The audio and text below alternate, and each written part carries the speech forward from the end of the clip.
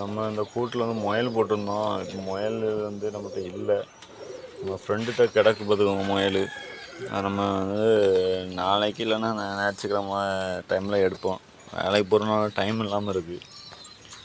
ஆமாம், அது வந்து அதுக்கு ஒரு என்ன சொல்கிறதுன்னா சூழ்நிலை காரணத்தினால எடுக்காமலே போட்டிருக்கேன். நாங்கள் ஒரு கூடு, 2 கூடு, 3 கூடு காலியாக கிடக்கு. 3 கூடலையுமே ஏதாவது ஒன்று எடுத்து போடணும். நமக்கு எடுத்து போட்டால் கொஞ்சம் ஆசையாக இருக்கும். எடுத்து போடணும்.